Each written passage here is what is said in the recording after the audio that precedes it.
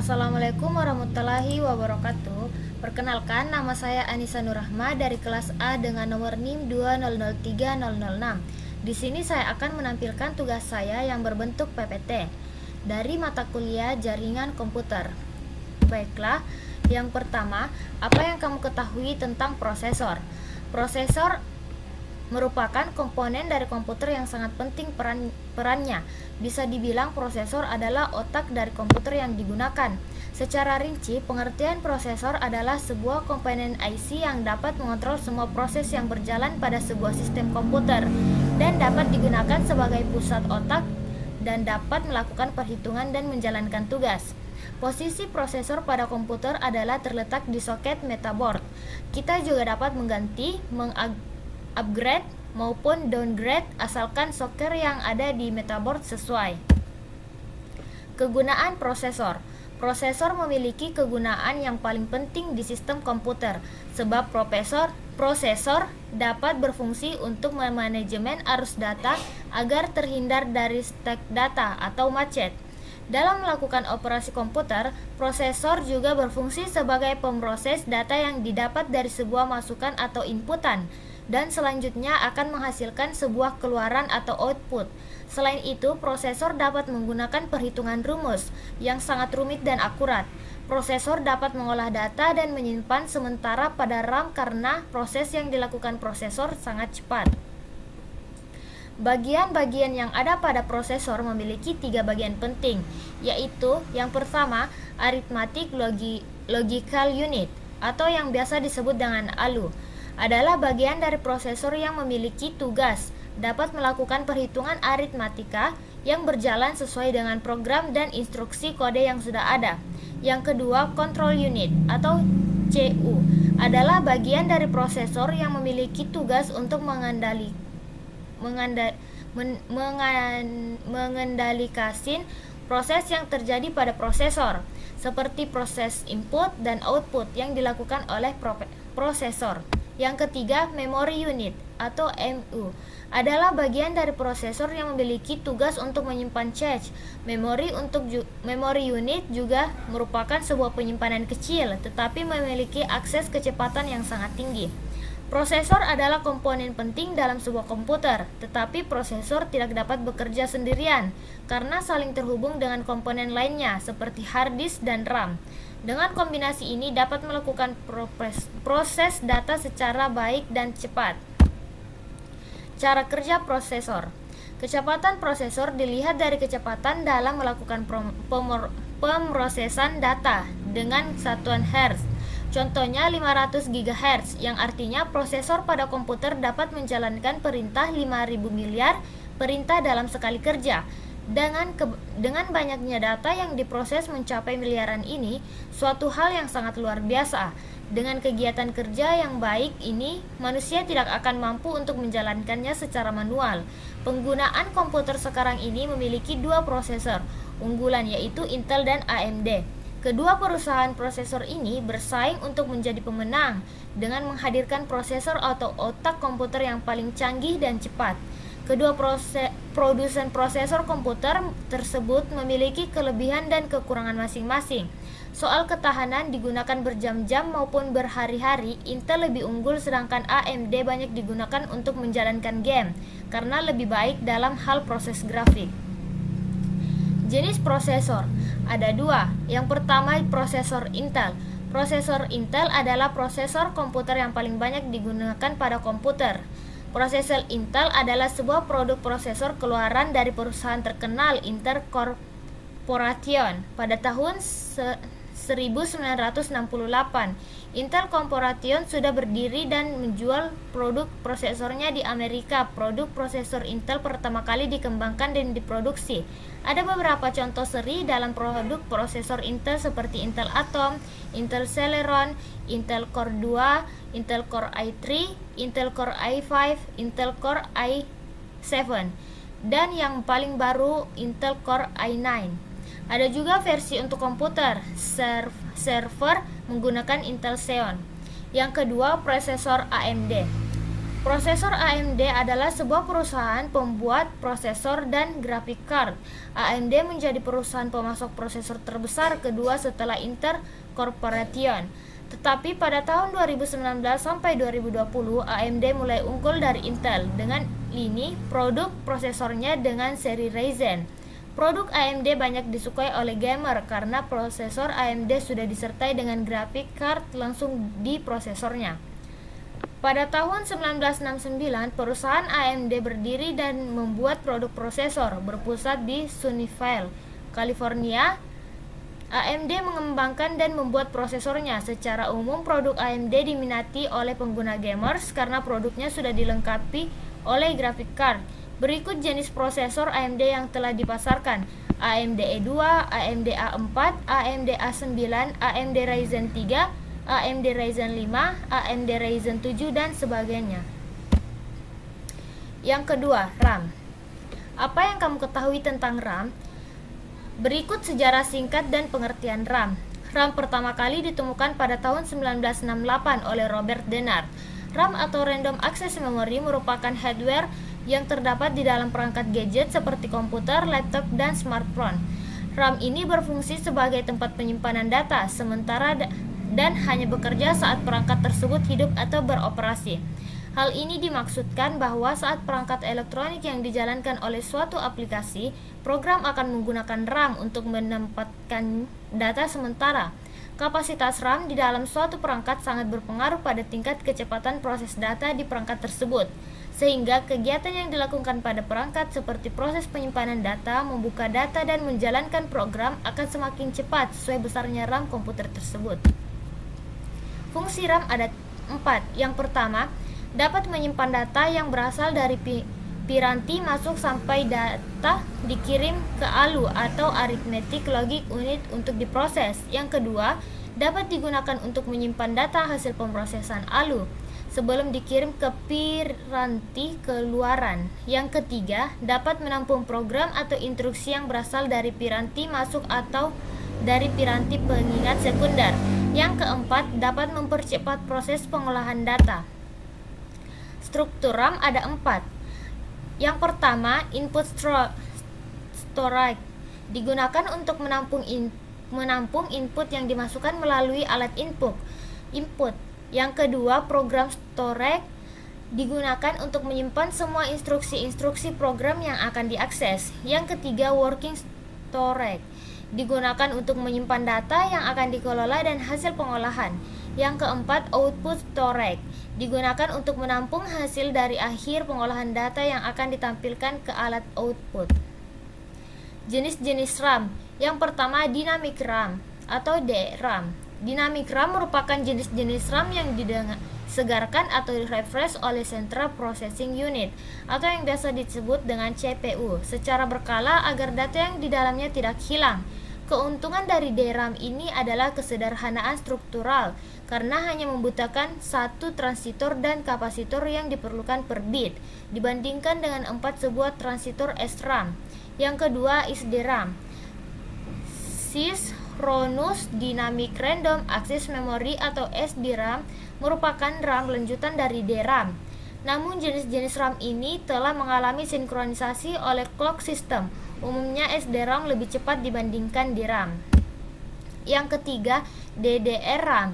Double Rate Random Access Memory atau DDR-RAM merupakan jenis-jenis RAM dengan teknologi lanjutan dari SDRAM.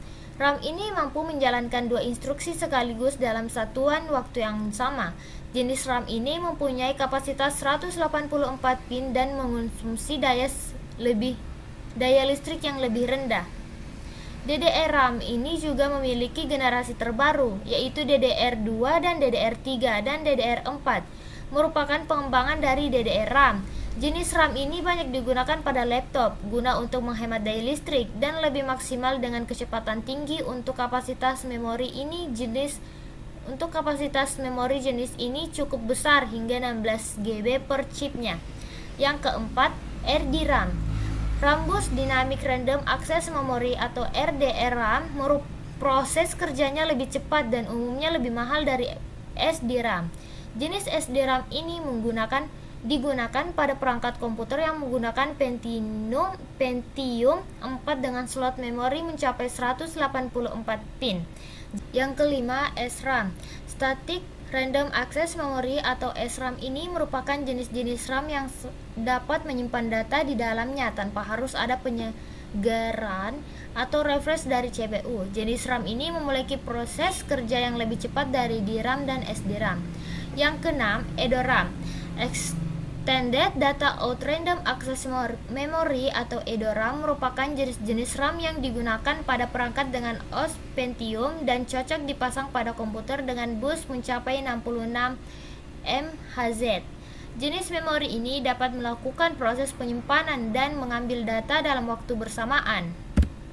Yang ketujuh, NVRAM, Non-Volatile Random Access Memory atau NVRAM merupakan jenis memori komputer dengan akses acak yang biasanya digunakan untuk menyimpan konfigurasi yang dilakukan oleh firmware seperti AVI, BIOS atau firmware lainnya pada perangkat embedded, misalnya router. Ciri-ciri RAM yang rusak. Yang pertama, kinerja pada program komputer semakin menurun. Yang kedua, komputer atau laptop sering restart sendiri.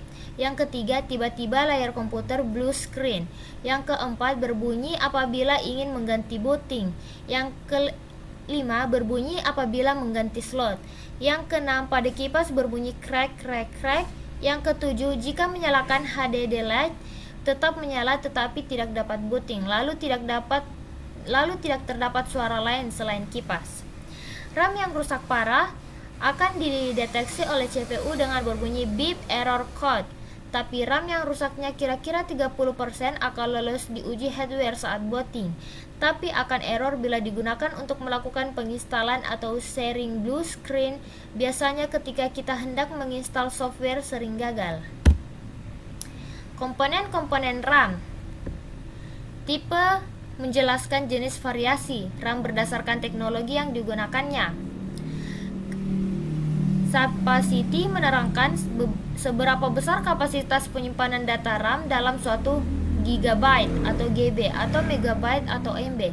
Kapasitas merupakan faktor terpenting pada sebuah RAM karena fungsinya sebagai penyimpan data. Contohnya VisiPro DDR2 512 MB PC 4300 berarti memiliki kapasitas 512 MB. FSB singkatan dari Front Side Bus, yaitu besar jalur data antara proses dan RAM dalam satuan MHz. Satuan FSB, prosesor dan RAM harusnya memiliki angka yang sama agar data dapat ditransfer secara optimal. Contoh VisiPro DDR2 256 MB PC 3200 berarti memiliki FSB 400 MHz.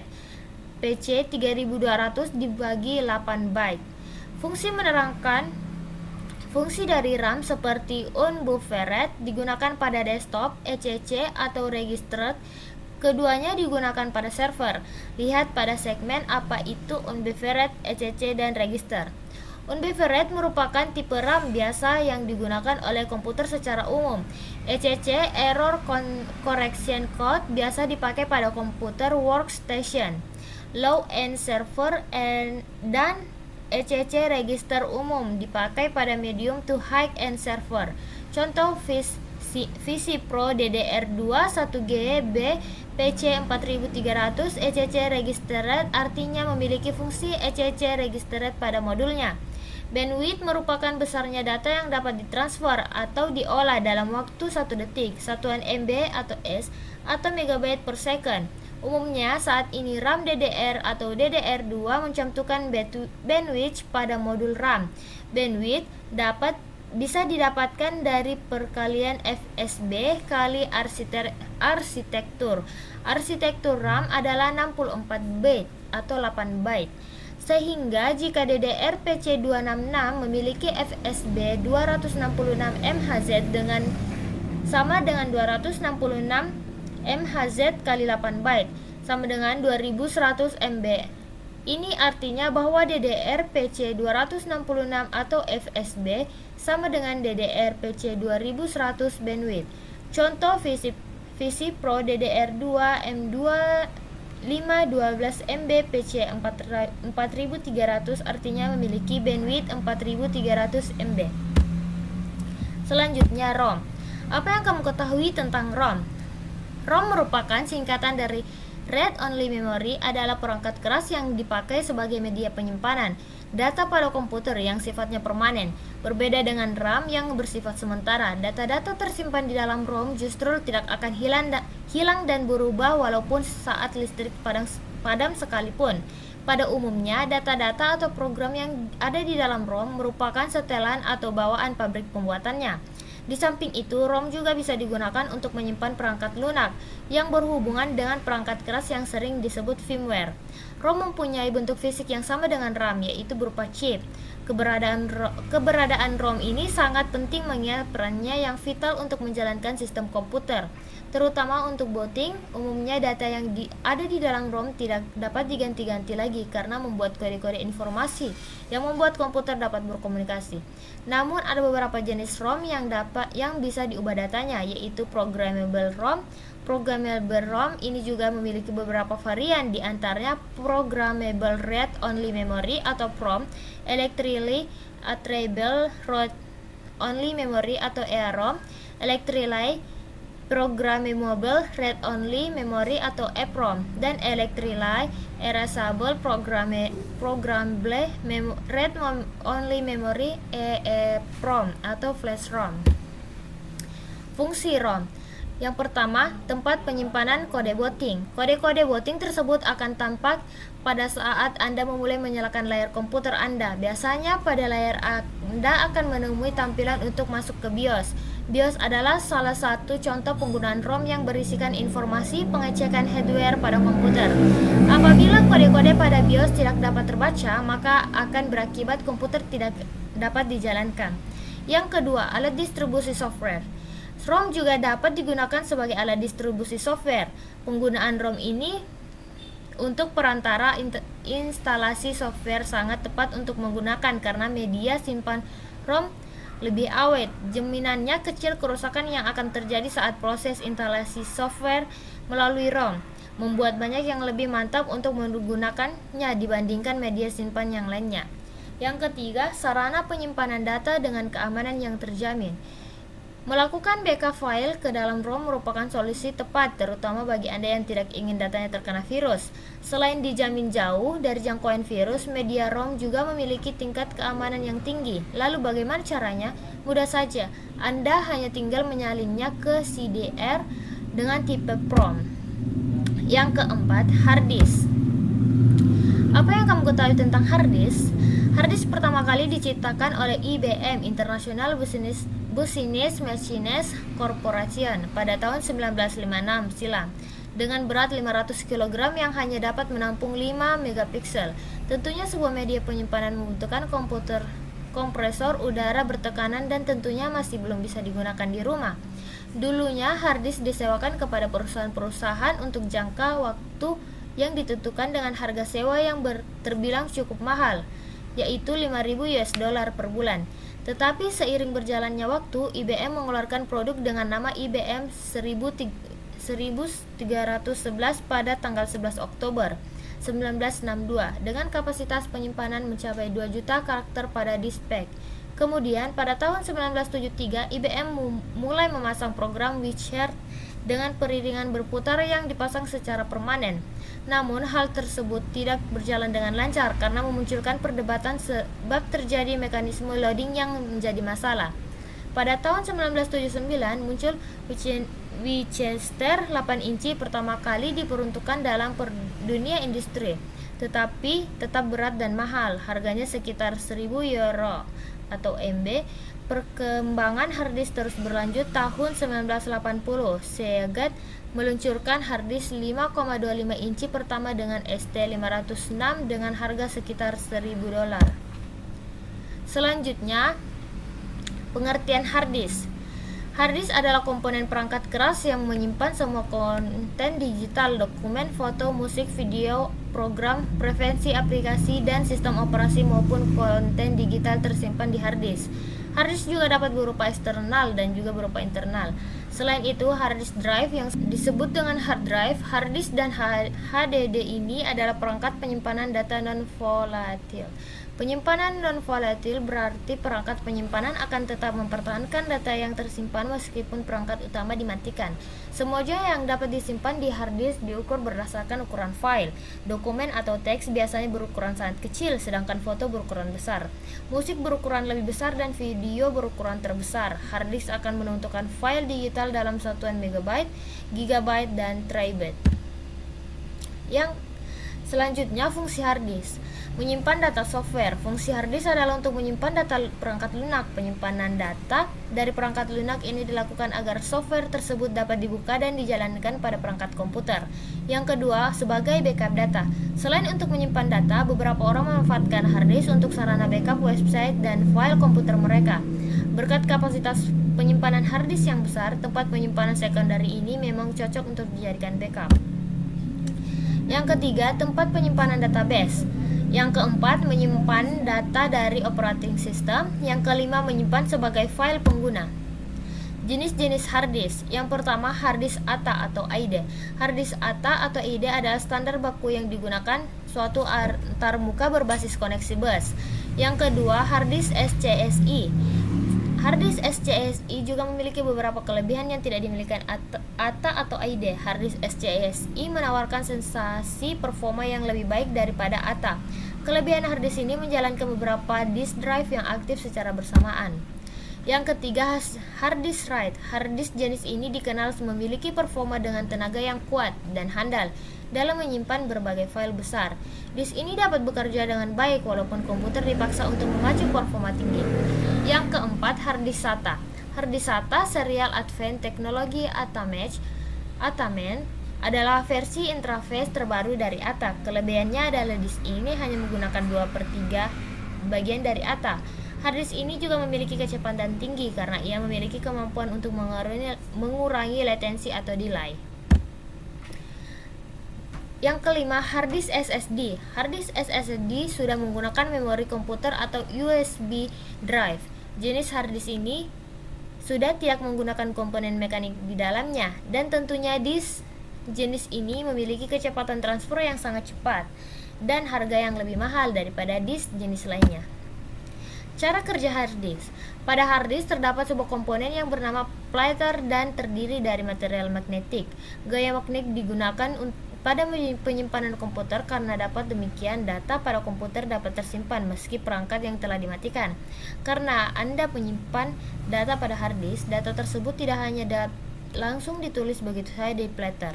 Data tersebut disimpan dengan sangat rapi pada pola platter. Bit data tersusun secara konsentris dan melingkari yang kemudian disebut sebagai track. Setiap track dipucang menjadi area yang lebih kecil disebut sektor. Sehingga begitu banyak informasi data yang dapat kita simpan pada hard disk meski dengan ukuran yang terbilang kecil. Komponen-komponen hard disk ada 4. Yang pertama, platter. Platter terbuat dari bahan keras seperti aluminium, kaca, atau keramik yang kemudian diselimuti dengan bahan magnetis yang berfungsi untuk menyimpan data di komputer. Kedua, spindle.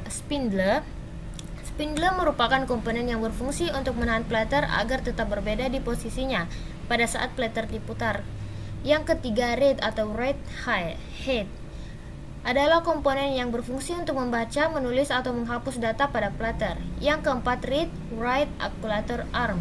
Ini berfungsi untuk menyesuaikan posisi read atau write head sesuai dengan lokasi data yang akan ditulis pada pattern. Selanjutnya, monitor. Apa yang kamu ketahui tentang monitor? Monitor adalah perangkat keras komputer. Fungsi monitor berperan untuk menampilkan semua data hasil proses itu, baik teks, gambar, ataupun video yang berasal dari hasil proses. Semua monitor memiliki resolusi yang berbeda-beda dalam menampilkan gambar yang dihasilkan dari perangkat keras. Misalnya layar monitor 17 inci memiliki resolusi 1024x768. Inci merupakan ukuran diagonal pada sebuah monitor, sedangkan resolusi merupakan lebar dan tinggi piksel yang akan menentukan kualitas gambar yang ditampilkan pada sebuah monitor. Jenis-jenis monitor. Yang pertama, CRT. Chotate Write Tube. Monitor ini sering disebut dengan monitor tabung. Bukan tanpa alasan monitor ini disebut begitu, karena pada monitor ini terdapat sebuah media tabung sinar katoda. Yang kedua, LCD. Monitor ini sudah tidak menggunakan tabung hampa lagi untuk menampilkan gambar, tapi sudah menggunakan media cairan kristal. Teknologi ini bekerja dengan cara memancarkan sinar, lalu kristal cair lalu dipancarkan sebagai elektrik yang membentuk sebuah panel-panel kecil yang datar. Yang ketiga, LED. LED memiliki bentuk yang lebih slim alias ramping daripada monitor LCD. Monitor jenis ini juga memiliki kelebihan dalam hal konsumsi daya listrik yang lebih sedikit dibandingkan LCD. Yang keempat, monitor plasma.